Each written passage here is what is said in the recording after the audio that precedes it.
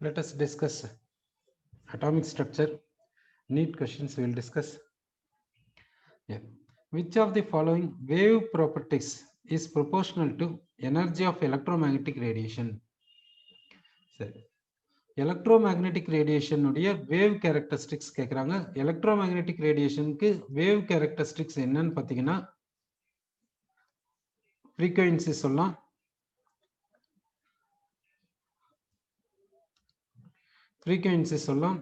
அடுத்து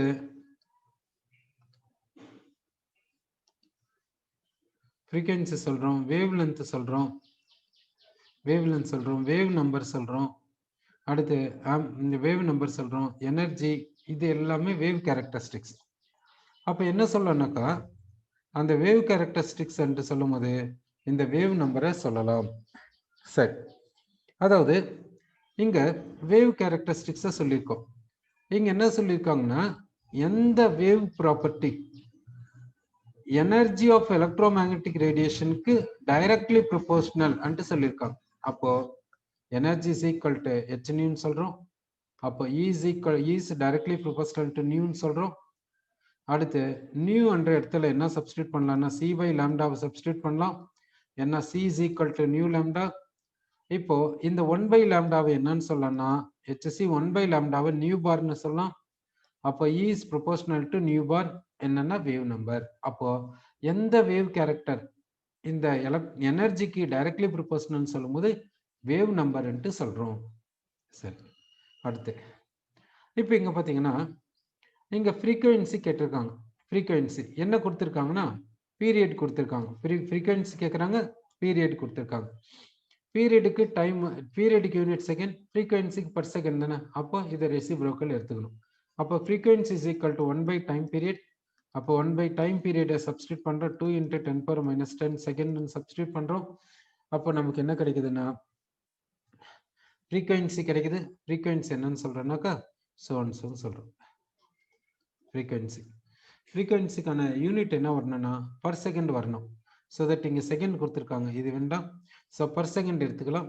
so சோன்ஸ் value, அதாவது 1 by 2 × 10⁻10 second. Second மேலே போச்சுன்னா பர் செகண்ட். தேர்ஃபோர் ஆப்ஷன் சியை வந்து இங்கே சொல்லலாம். சரி, நெக்ஸ்ட் கொஸ்டின் எடுத்துக்கலாம். Atomic emission spectra. Atomic emission spectrum பற்றி சொல்கிறாங்க. அட்டாமிக் எமிஷன் ஸ்பெக்ட்ரம் பற்றி சொல்லும் போது இது ஐடென்டிஃபை த எலிமெண்ட் சொல்றாங்க.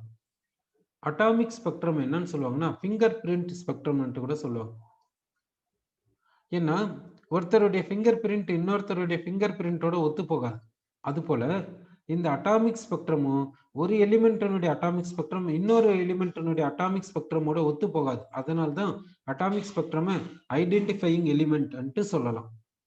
சரி, அடுத்து வந்து determine mass number. Determine mass number இருக்குது. மாஸ் நம்பரை கண்டுபிடிக்கும் சொல்றாங்க. சரி, பார்க்கலாம். அடுத்து மெஷர் டிஃபரன்ஸ் இன் எனர்ஜி. டிஃபரன்ஸ் இன் எனர்ஜி இப்போ ஸ்பெக்ட்ரல் லைன் எப்படி கிடைக்குது?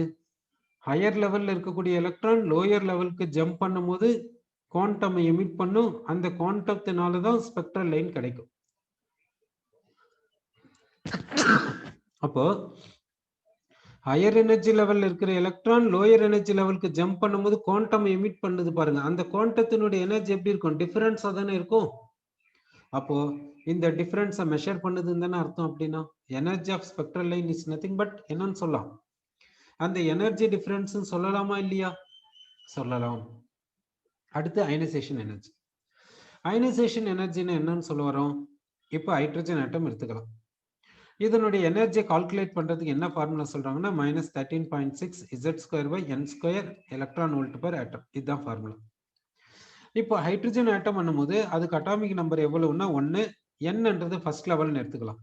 ஃபர்ஸ்ட் லெவல்ல எனர்ஜி எவ்வளவுன்னா இங்க சப்ஸ்டியூட் பண்ணுங்க, Z n சப்ஸ்டியூட் பண்ணீங்கன்னா -13.6 எலக்ட்ரான் வோல்ட் வரும். அடுத்து n is equal to infinity எடுத்துக்கோங்க. இன்ஃபினிட்டியை சப்ஸ்டியூட் பண்ணீங்கன்னா எனர்ஜி வந்து 0வா வரும். அப்போ இங்க இருக்கக்கூடிய எலக்ட்ரான் இங்கிக்கு போகணும்னா எவ்வளவு எனர்ஜி கொடுக்கணும்? 13.6 எலக்ட்ரான் வோல்ட் கொடுத்தீங்கன்னா போகும். அப்ப இங்க இருக்கக்கூடிய எலக்ட்ரான் இன்ஃபினிட்டிக்கு வரதுக்கு எவ்வளவு எனர்ஜி, மினிமம் எனர்ஜி எவ்வளவு தேவைப்படுதுன்னு தெரியும். இங்க வந்துச்சுன்னா என்ன அர்த்தம்? எனர்ஜி ஜீரோன்னா நியூக்ளியஸ்க்கும் எலக்ட்ரானுக்கு இடையில எந்த ஒரு இன்ட்ராக்ஷனும் கிடையாது, எந்த ஒரு அட்ராக்ஷனும் கிடையாது. அப்படின்னா எலக்ட்ரான் ஆட்டமை விட்டு வெளியே வந்துச்சுன்னு தானே அர்த்தம். எலக்ட்ரான் ஆட்டமை விட்டு வெளியே வருதுன்னா அதுக்கு அது அது அது மாதிரி செய்யறதுக்கு எவ்வளவு மினிமம் எனர்ஜி நம்ம சப்ளை பண்ணமோ அதை தானே அயனைசேஷன் எனர்ஜின்னு சொல்லுவோம். அப்போ அயனைசேஷன் எனர்ஜியும் கால்குலேட் பண்ண முடியுது. அப்போ எதெல்லாம் கால்குலேட் பண்ணலாம்? எலிமெண்ட் ஐடென்டிஃபை பண்ணலாம், டிஃபரன்ஸ் இன் எனர்ஜி லெவல்ஸ் சொல்லலாம், அயனைசேஷன் எனர்ஜி சொல்லலாம். ஓகேவா? சரி, அப்ப எதை சொல்ல முடியாது? இதை சொல்ல முடியாது. ஓகே, அடுத்த கொஸ்டின் எடுத்துக்கலாம்.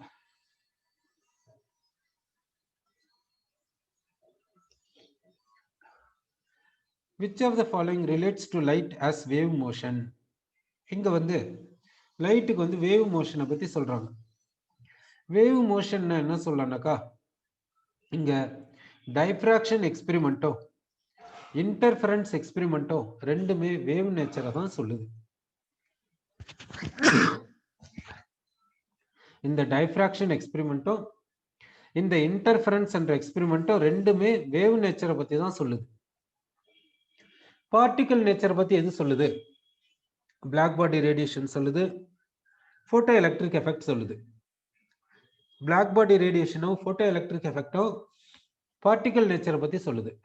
சரி, அப்போ இந்த டைஃப்ராக்ஷன் எக்ஸ்பெரிமெண்ட்டோ இன்டர்ஃபரன்ஸ் எக்ஸ்பெரிமெண்ட்டோ லைட்டினுடைய வேவ் நேச்சரை பத்தி சொல்லுது அன்ட்டு சொல்றோம். சரி, நெக்ஸ்ட் क्वेश्चन போகலாம். இங்க which of the following is correct increasing order of frequency? எது வந்து கரெக்ட் இன்க்ரீசிங் ஆர்டர் ஆஃப் ஃப்ரீக்வன்சில இருக்குது அன்ட்டு பார்க்குறோங்க. சரி, இங்க பார்த்தீங்கன்னா காஸ்மிக் ரேஸ்க்கு வந்து ஃப்ரீக்வன்சி அதிகமாக இருக்கும் எக்ஸ்ரேஸை விட. அப்போ இப்படி சொல்லலாம், காஸ்மிக் ரேஸ்க்கு ஃப்ரீக்வன்சி வந்து எக்ஸ்ரேஸை விட அதிகமாக இருக்குதுன்ட்டு சொல்கிறோம். இந்த ஆப்ஷனை சொல்கிறோம். சரி, இங்கே என்ன கொடுத்துருக்காங்கன்னா பிளாக் பாடியை பற்றி சொல்லியிருக்காங்க. இந்த பிளாக் பாடி என்ன பண்ணுனாக்கா, it is a perfect emitter and perfect absorber சொல்லுவாங்க. பிளாக் பாடி என்னன்னு சொல்லுவாங்கன்னா பர்ஃபெக்ட் எமிட்டர் ஆஃப் ஆல் ஃப்ரீக்வன்சின்னு சொல்லுவாங்க, perfect absorber of all frequencies சொல்லுவாங்க. அதனால என்ன சொல்லணும்னாக்கா, இந்த பிளாக் பாடிக்கு இந்த emitting and absorbing all frequencies of radiation uniformly அப்படி சொல்லலாம். சரி, நெக்ஸ்ட் क्वेश्चन எடுத்துக்கிறோம். Photo electric effect. In photoelectric effect, the number of photoelectrons emitted is proportional to என்னன்னா frequency. frequency என்றது வந்து கைனடிக் எனர்ஜிக்கு, நம்பர் ஆஃப் போட்டோ எலக்ட்ரான்ஸ்க்கு வந்து இன்டென்சிட்டி அன்ட்டு சொல்லலாம். அப்போ நம்பர் ஆஃப் போட்டோ எலக்ட்ரான்ஸ் எமிட்டடுக்கும் இன்டென்சிட்டிக்கும் டைரக்ட்லி ப்ரொபோர்ஷனல் சொல்லணும். இன்டென்சிட்டி அதிகமாக இருந்தால் நம்பர் ஆஃப் போட்டோ எலக்ட்ரான்ஸ் எமிட்டடும் அதிகமாக இருக்கும். ஃப்ரீக்வன்சி அதிகமாக இருந்தால் kinetic energy of ejected electron அதிகமாக இருக்குன்னு சொல்லணும். சரியா? அப்போ இங்க நம்பர் ஆஃப் போட்டோ எலக்ட்ரான்ஸ்ன்றதுனால இன்டென்சிட்டியை சொல்றோம். ஓகே, நெக்ஸ்ட் क्वेश्चन எடுத்துக்கலாம். The kinetic energy of photoelectrons does not depend upon. kinetic energy of photoelectron எதை டிபெண்ட் பண்ணுது? ஃப்ரீக்வன்சியை டிபெண்ட் பண்ணுது. ஃப்ரீக்வன்சிக்கும் வேவ் லென்த்துக்கும் டிபெண்டன்ஸ் இருக்குது இல்ல? என்ன? C is equal to nu lambda. ஃப்ரீக்வன்சிக்கும் வேவ் லென்த்துக்கும் டிபெண்டன்ஸ் இருக்குது. வேவ் லென்த்துக்கும் வேவ் நம்பருக்கும் ரிலேஷன் இருக்குது. வேவ் நம்பருக்கும் வேவ் லென்த்துக்கும் ரிலேஷன் இருக்குது. அப்படின்னா frequency, wavelength, wave number இந்த மூணுத்துக்கும் ரிலேஷன் இருக்குது. எதுக்கு ரிலேஷன் இல்லை? இன்டென்சிட்டிக்கு தான். அப்போ கைனடிக் எனர்ஜி ஆஃப் போட்டோ எலக்ட்ரான்ஸ்க்கும் இன்டென்சிட்டிக்கும் சம்பந்தம் கிடையாது. ஆனா கைனடிக் எனர்ஜி ஆஃப் போட்டோ எலக்ட்ரான்ஸ்க்கும் ஃப்ரீக்வன்சி, வேவ் லென்த், வேவ் நம்பருக்கும் டிபெண்டன்ஸ் இருக்குது. சரி, அது அந்த டிபெண்டன்ஸ் எப்படி இருந்துச்சுன்னா, frequency of incident radiation அதிகமாச்சுன்னா kinetic energy of photo electron அதிகமாகும். சரி, next question எடுத்துக்கலாம். The photoelectric effect is based on Planck's quantum theory of light, Maxwell electromagnetic theory of light, both அப்படி சொல்லிருக்காங்க. So Planck's quantum theory of light அப்படி சொல்லலாம். சரி, என்ன Planck's quantum theory பிரகாரம் குவாண்டம் வந்து ஸ்ட்ரைக் ஆகுது, குவாண்டம் எலக்ட்ரான் அப்சர்வ் பண்ணுது, அப்புறம் மெட்டல் ஆட்டமை விட்டு வெளியே வருது. அதனால பிளாங்க்ஸ் குவாண்டம் தியரின்னு சொல்லலாம். போட்டோ எலக்ட்ரிக் எஃபெக்டை வந்து ஐன்ஸ்டீன் குவாண்டம் தியரி எக்ஸ்பிளைன் பண்ணிச்சுன்னு சொல்லலாம். நெக்ஸ்ட் கொஸ்டின் எடுத்துக்கிறோம். Choose the correct statement. இங்க photons are quanta of light. Quantum என்றது மேக்ஸ் பிளாங்க் சொன்னாரு, போட்டான் என்றது ஐன்ஸ்டீன் சொன்னார். ரெண்டுமே ஒண்ணுதான். சரி, the value of Planck constant is energy dependent அப்படி சொல்றாங்க. இது வந்து கான்ஸ்டன்ட்னு சொல்லியாச்சு, அப்ப எப்படி எனர்ஜி டிபெண்டன்ஸ் சொல்ல முடியும்? E is directly proportional to nu. proportionality constant தான் h. அப்போ இப்படி சொல்ல முடியாது. The quantum energy of a value is inversely proportional to its frequency. Quantum energy is directly proportional to frequency, not inversely. அடுத்து, every object emits radiation whose predominant frequency is independent on its temperature. அதாவது டெம்பரேச்சரை பொறுத்து தானுங்க radiation இருக்கும். என்ன black body ரேடியேஷன்ல கூட பாருங்க எப்படி இருக்குதுன்ட்டு. ஒரு பர்டிகுலர் டெம்பரேச்சர்ல ரேடியேஷன் எப்படி இருக்குது பாருங்க, T1 டெம்பரேச்சர்ல. அதே T2 டெம்பரேச்சர்ல ரேடியேஷன் எப்படி இருக்குது பாருங்க. ரேடியேஷன் இப்போ T2 temperature, T2 is greater than T1. இங்க என்ன எடுத்துக்கிறோம்னா இன்டென்சிட்டி ஆஃப் ரேடியேஷன் இங்க எடுத்துக்கிறோம், இங்க வேவ் லென்த் எடுத்துக்கிறோம். பாருங்க, இப்போ டெம்பரேச்சரை பொறுத்து தானே இருக்குது. டெம்பரேச்சரை பொறுத்து மாறுதா இல்லையா? அப்போ இதை எப்படி சொல்ல முடியும்? ஃபோர்த் ஆப்ஷன் சொல்ல முடியும். அப்போ போட்டான்ஸ் வந்து குவாண்டா ஆஃப் லைட்னு சொல்லலாம். சரி, அடுத்த கொஸ்டின் பார்க்குறோம். The characteristics not associated with Planck's theory is, okay, radiation energy is neither emitted nor absorbed discontinuously. இவர் என்ன சொல்றாரு? radiation is absorbed or emitted discontinuously தானே சொல்றாரு.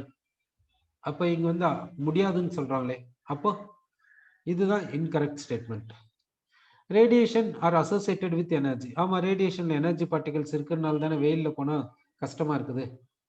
சரி, third option, the magnitude of energy associated with a quantum is proportional to frequency. அதாவது energy is directly proportional to frequency சொல்றாங்க. Correct தானே? both B and C correct.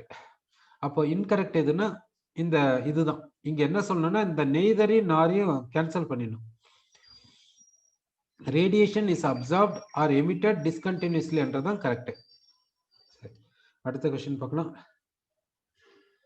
இப்போ இந்த 12th கொஸ்டின்ல incorrect statement சொல்றாங்க. போட்டோ எலக்ட்ரிக் எஃபெக்ட் பத்தி incorrect statement. First option, electrons are ejected from the metal surface as soon as beam of light strikes. அதாவது குவாண்டம் வந்து எலக்ட்ரானை ஸ்ட்ரைக் பண்ண உடனே எலக்ட்ரான் வெளியே வந்துடும். எப்போ? ஃப்ரீக்வன்சி வந்து த்ரெஷோல்டு ஃப்ரீக்வன்சியை விட அதிகமாக இருக்கணும், இல்லை ஈக்குவலாக இருக்கணும். அப்படி இருந்தால். Second option, number of electrons ejected is proportional to brightness and frequency of light. Number of electrons ejected எதை பொறுத்து இருக்குதுன்னாக்கா இன்டென்சிட்டியை பொறுத்து இருக்குது, பிரைட்னஸை பொறுத்து இருக்குது. அடுத்து ஃப்ரீக்வன்சியை பொறுத்து இருக்குது. ஃப்ரீக்வன்சி எப்படி இருக்கணும்? த்ரெஷோல்டு ஃப்ரீக்வன்சியை விட அதிகமாக இருந்தால் தானே எலக்ட்ரான் எஜெக்ட் ஆகும், இல்லைன்னா எஜெக்ட் ஆகாது. அதே டைம்ல இன்டென்சிட்டி அதிகமாக நம்பர் ஆஃப் எலக்ட்ரான்ஸ் எஜெக்டடும் அதிகமாகுது. அப்படிதானே சொல்றோம். ஆனா இங்க நம்பர் ஆஃப் எலக்ட்ரான்ஸ் எஜெக்டட் வந்து ஃப்ரீக்வன்சியை டிபெண்ட் பண்ணாது. கைனெட்டிக் எனர்ஜி தான் ஃப்ரீக்வன்சியை டிபெண்ட் பண்ணும். சரி, அடுத்து, photo electric effect is only observed when frequency of light falling on the surface is less than threshold frequency.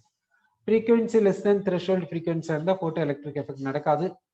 Threshold ஃப்ரீக்வன்சியை விட த்ரெஷோல்டு ஃப்ரீக்வன்சிக்கு ஈக்குவலாக இருக்கணும், இல்லை கிரேட்டர் தேனாக இருக்கணும். அப்போ தான் போட்டோ எலக்ட்ரிக் எஃபெக்ட் நடக்கும். அப்போ வந்து இந்த ஸ்டேட்மெண்ட், இந்த செகண்ட் ஆப்ஷனும் தேர்ட் ஆப்ஷனும் இன்கரெக்ட். இந்த செகண்ட் ஆப்ஷன் எப்போ கரெக்ட் ஆகும்னா இந்த ஃப்ரீக்வன்சியை கேன்சல் பண்ணிட்டா கரெக்ட் ஆகிடும். தேர்ட் ஆப்ஷன் எப்போ கரெக்ட் ஆகும்னா இந்த லெஸ் என்ற இடத்துல கிரேட்டர் தேன் ஆர் ஈக்குவல் டுன்னு போட்டால் கரெக்ட் ஆகிடும். சரி, அப்போ இதுக்கு ஆன்சர் என்ன சொல்லலாம்னா இந்த 12th கொஸ்டினுக்கு வந்து டி ஆப்ஷனை சொல்லலாம். சரி, நெக்ஸ்ட் கொஸ்டின் போகலாம். The energy in joule corresponding to light of wavelength 45 nanometer. Energy கேட்குறாங்க. எனர்ஜி இஸ் ஈக்குவல் டு என்ன ஃபார்முலா? hν என்னன்னு சொல்லலாம், hc by lambdaன்னு சொல்லலாம். h என்றது பிளாங்க்ஸ் கான்ஸ்டன்ட், அதுக்கான வேல்யூ எவ்வளவுன்னா 6.625 into 10 power minus 34 joule second. இது SI சிஸ்டம்ல. c என்றது velocity of light in vacuum, அது எவ்வளவுன்னா 3 into 10 power 8 மீட்டர் பர் செகண்ட்னு சொல்லலாம். லாம்டான்றது வேவ் லென்த் வேல்யூ எவ்வளவு சொல்லியிருக்காங்கன்னா 45 நானோமீட்டர் சொல்லியிருக்காங்க. நானோமீட்டர் மீட்டரை மொத்தம்னா 10 power minus 9 எழுதிக்கணும். அப்போ இதுதான் எனர்ஜி இப்படி சொல்றோம். சரி, அப்போ எனர்ஜியை வந்து சோ ஜூல்ன்ட்டு சொல்றோம். சரி, அடுத்த கொஸ்டின் போலாம். அடுத்த கொஸ்டின்ல the energy of a photon கொடுத்துட்டு இருக்காங்க. எர்க்ல கொடுத்துருக்காங்க. எர்க்னா CGS system. What is the wave லென்த்னு கேட்குறாங்க. அப்போ என்ன ஃபார்முலானா லாஸ்ட் சம்ல பார்த்த ஃபார்முலா தான். HC is equal to HC by lambda. E வந்து கொடுத்துருக்காங்க எவ்வளோன்னா 3 × 10⁻⁻12 கொடுத்துருக்காங்க. யூனிட் வந்து எர்க் அப்படின்னா CGS system. H value Planck's constant CGS சிஸ்டம்லேயே கொடுத்துருக்காங்க. அது எவ்வளோன்னா 6.625 × 10⁻27. எர்க் செகண்ட்னு சொல்லணும். இங்க செகண்ட் விட்டுட்டு இருக்கிறாங்க. அந்த செகண்டை மொத்தம் இன்க்ளூட் பண்ணிக்கோங்க. அடுத்து சி என்றது velocity of light in vacuum. அது எவ்வளோன்னா 3 × 1010 cm/s கொடுத்துருக்காங்க. அது எழுதிக்கிறோம் பை வேவ் லென்த். இப்போ வேவ் லென்த்தை கண்டுபிடிக்கலாம். இப்போ நமக்கு வேவ் லென்த் எப்படி கிடைக்கும்னா சென்டிமீட்டர்ல கிடைக்கும். வேவ் லென்த் வந்து சென்டிமீட்டர்ல கிடைக்கும். அதை வந்து என்ன சொல்றாங்கன்னா நானோமீட்டர்ல கன்வெர்ட் பண்ண சொல்றாங்க. இப்போ நானோமீட்டர்ல எப்படி கன்வெர்ட் பண்றதுன்ட்டு பார்க்கலாம். 1 nanometre is equal to 10⁻⁻9 metre.